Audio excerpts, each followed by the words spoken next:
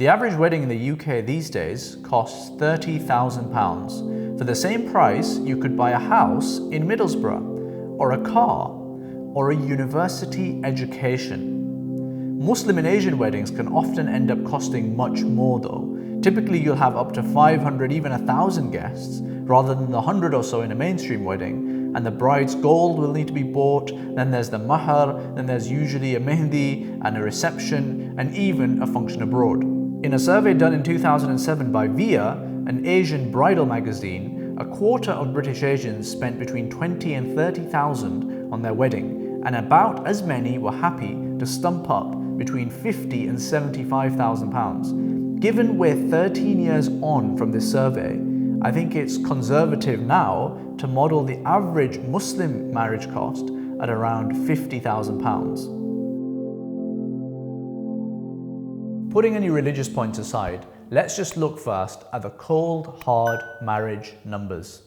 Let's say you spend 50k on a wedding. Where is that money actually going? So about 50% of it will go to the venues, and about 25% of it will go to local businesses, and about 25% of it will go to airlines and hotel chains. Now, venues are typically mansions and country houses that are held by fairly affluent people or companies, and of course, the airlines and hotel chains are large international conglomerates. So in other words, you will be handing over 37.5k on a 50k wedding to the already rich and large corporations.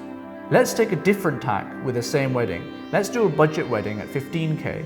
So you save 35k and you might invest it, perhaps for the couple's children's education. 35k that you save in 20 years will net you £112,000 if you invest it.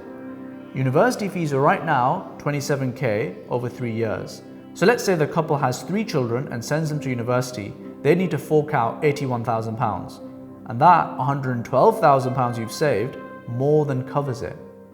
And that 35k doesn't just save the parents the stress of having to pay university fees, it also stops those 3 children paying back collectively £225,000 over the next 30 years after their uni in paying back the student loans. So in other words, that 35,000 gets rid of a generation's worth of debt from that family.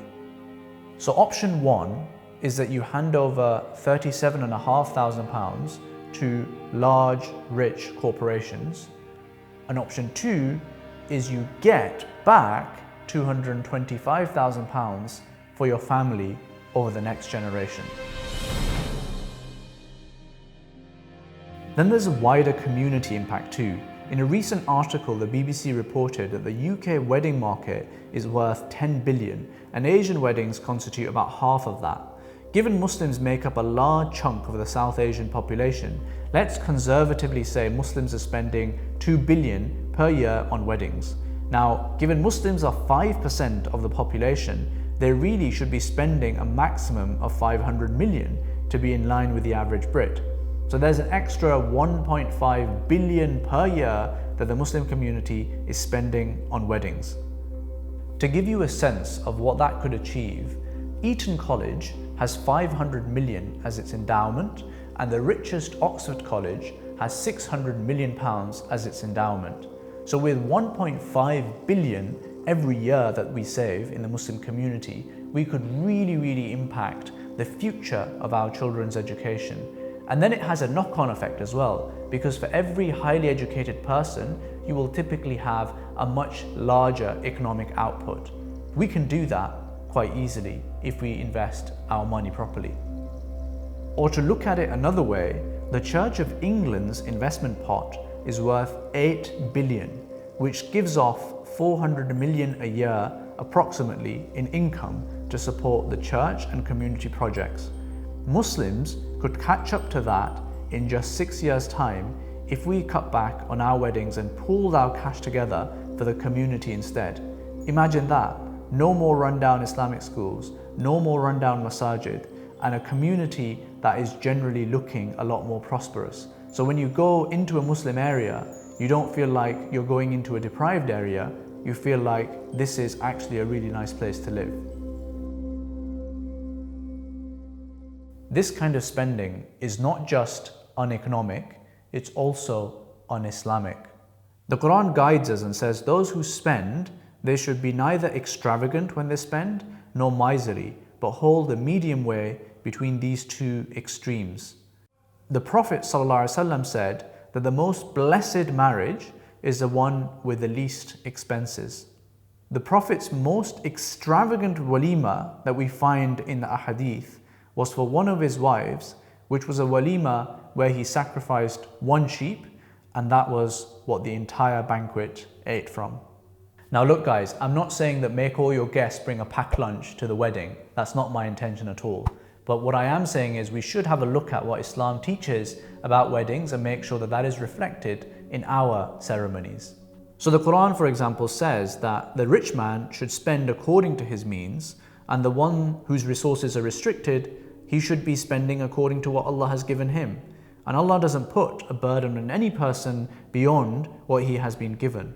So we just need to understand our own budgets and then make sure that we are spending within them, because that is literally what Islam and the Quran is teaching us.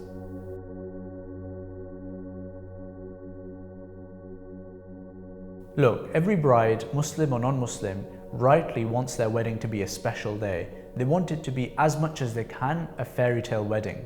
And we should definitely try and make sure that every bride's wedding is a really special day. But that doesn't mean extravagance and overspending to the point you go into debt. And ultimately, what makes that wedding day special?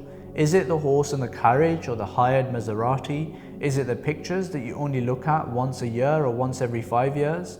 Or is it being with your friends and families and sharing that moment with them? If it's the latter, that is for free. And making something too special is also dangerous. 42% of marriages in the UK end in divorce. Now, if you spent 100k on a wedding, there is a lot of pressure after that to make it work. And that pressure can really start showing. And what if you do get a divorce? After all, that's necessary sometimes. Do you then fork out another 100k on your next wedding? A wedding day is a special day, but I know what I would want for my son and daughter would be not just one special day in their life, but a lifetime of a really valuable and special relationship, because I know that is fundamentally what's going to make them really happy over their lifetime. Perhaps a sensible way to approach this might be to make a special day for the bride and groom, but rather than focusing on that one day, focus your efforts on spending and making that relationship special and strong for the rest of their lives. Help them financially in their early years. Make sure that they have enough money to go on holidays, to spend time with each other and build and solidify that relationship instead. Because that will long term be much better at keeping their relationship special and strong, and that is really what's going to make them happy. Having a reduced wedding size is difficult, I know. Everyone else in your street has gone to each other's wedding and they've been large, and I guess there are two things to say to this. Firstly, sometimes the Sahaba got married and didn't even invite the Prophet. So it is okay to miss out a few people. They shouldn't be offended. And secondly, you can just do a cheaper and larger wedding and invite a decent number of guests.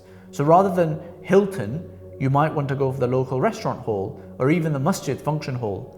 There's nothing wrong with that. Look, I know it's difficult if 5 of your neighbours have invited you to the Hilton and then you're going to invite them to the masjid community hall. But the difficult things are the things that we need to do, because this is a vicious cycle, right? If everyone keeps on doing the same thing, we will never change. Someone has to make that hard decision and change the way we do marriages and weddings. And look at it another way. Maybe that simple wedding that you do will help and inspire dozens of future neighbours to do their weddings in a simple way as well. And that is going to help not just you, but the whole community. And look, my family have been there as well. We went to the Hiltons and then we had quite a simple wedding for our siblings. And you know what? It worked out. No one really complained. We didn't really fall out with any of our neighbours or friends. Ultimately, it all works out.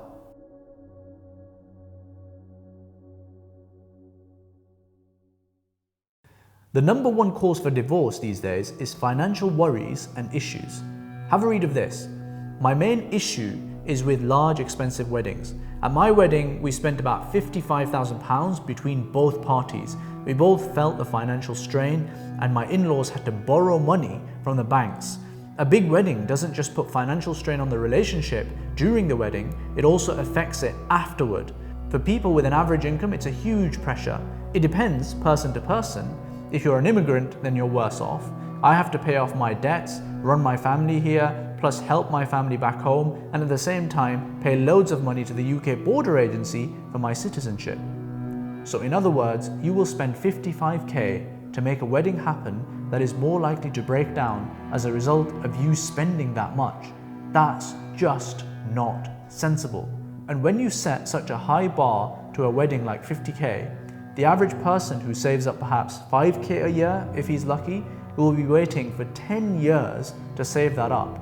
My question is, what's this guy doing for that 10 years when he's not married? Now, we don't have any hard data on this, but my hunch would be that many Muslim young men and women have been pushed into haram relationships and even kids out of wedlock because we have made marriage so difficult. Of course, they are partly to blame for that decision and for those actions, but we are also partly to blame for those outcomes, because we made marriage so difficult because of our societal and cultural pressures that we need to think about what our actions have in terms of their ramifications. My humble view is that marriages should cost no more than £20,000 and ideally under £10,000. My own wedding was £15,000, including the gold and the honeymoon and everything, and my siblings' weddings have come under £10,000. And actually, you'll get between 2 and 4k in gifts from the guests as cash as part of your wedding, so you can use that to offset your wedding. And the commercial part of me sometimes thinks, actually, having a really cheap wedding and inviting lots of guests and making sure they give you gifts could actually be a money spinner. But of course, that's not the way to think about it. The point I'm making is make sure that you're trying to spend as little as possible and certainly under £20,000. Have a budget mehndi. Have a nikah in a masjid, so the only big spending event is the walima itself. Go for a cheaper venue. Go for cheaper food. Go for cheaper dresses. Go for cheaper mahars or presents. Cut out or reduce the photography, videography and travel costs. Wedding flowers, decorations, cakes, entertainment, just pare those back a little bit or go for cheaper options. Get yourself a good but not extravagant honeymoon. And finally, invite less people. Getting this problem sorted is a duty for us all, as it will cost our community dearly if we don't. And this video has been made with the intention of just getting this important conversation started. I know this is a sensitive topic for some of you, and you may not necessarily agree with what I say. All I ask is you listen to this video and think about it with an open mind. And I think COVID-19 and the reduced weddings that we've been enforced to have is actually a great time to foster that change that we need in our community. We should take advantage of this. Finally, I'm really grateful for all your comments and your support that you show us. They mean genuinely a lot to us and they help keep us going. Each of these documentary videos that we do takes weeks to produce and research and edit.